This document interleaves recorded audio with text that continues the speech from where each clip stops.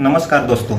आज भक्त के बारे में एक कथा में मुझे आज कहानी सुनने को मिला कि एक बार जब जानकी जी ससुराल आई अयोध्या में और दशरथ जी के यहाँ रहने लगी, तब जब दशरथ जी उन्हें रोज देखा करते थे कि इनको क्या कष्ट है, लेकिन वो हंसते रहती थी, लेकिन उनके अंदर से मुख चेहरा पे एक निराशा नजर आता था।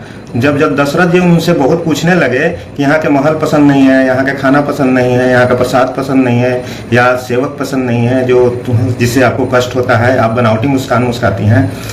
पूछते पूछते जब उन्होंने पूछा कि क्या आपको अपने पिताजी का याद तो नहीं आ रहा है, तब जनक जी रोने लगे। अब ये रोना देखकर दशरथ जी समझ गए कि यही इनका मूल कारण है। उन्होंने अपने दरबार पहुंचा, एक चिट्ठी लिखे जनक जी को और बोले कि आप जल्द से जल्द अयोध्या आ जाइए। जब अयोध्या आए और जानकी जी खुश हुई तो कौशल्या जी और दशरथ जी दोनों सिर्फ जानकी जी को ही निहार रहे थे। जब कुछ दिन रहने के बाद जब अयोध्या से जनक जी वापस जाने लगे तो दशरथ जी ने उनसे एक कमिटमेंट लिया कि आप हर महीना इसी तरह आएंगे और एक तिथि निश्चित कर दें जिससे हम लोग आपका इंतजार करें।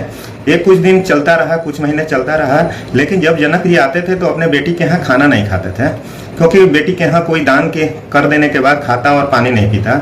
वो सरजू का भी पानी इसलिए नहीं पीते थे क्योंकि सरजू को सीता जी का ननद मानते थे। इसी तरह कुछ दिन चलने के बाद जानकी जी को निराशा होने लगा कि पिताजी आते हैं, खुशी तो होता है, लेकिन वो बिना खाए 8 दिन 10 दिन बिना पानी पिए रह जाते हैं, तो इससे अच्छा वो ना है। ये देखते हुए जनक जी से दशरथ जी बोले कि ऐसा है, आप एक बाहर जो सरजू के बाद वाली जगह है वहाँ पे एक अपना महल बना लीजिए, वहाँ से रसोईया लाइए, वहीं पे खाना खा के तब वो जनक जी के पास आइए। यह बात जब हुआ तो दशरथ जी से जनक जी बोले कि आप इसका एक मूल्य निर्धारित कर दें, जो आप मूल्य निर्धारित करेंगे वो हम आपको देके और फिर हम वहाँ पे महल बनाएंगे। अब इनके पास समस्या कि इनसे मांगे क्या।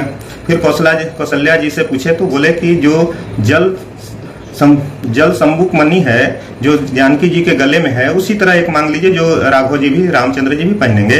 अब जब जाकर कहे तो ब्रह्मांड में एक ही पीस था।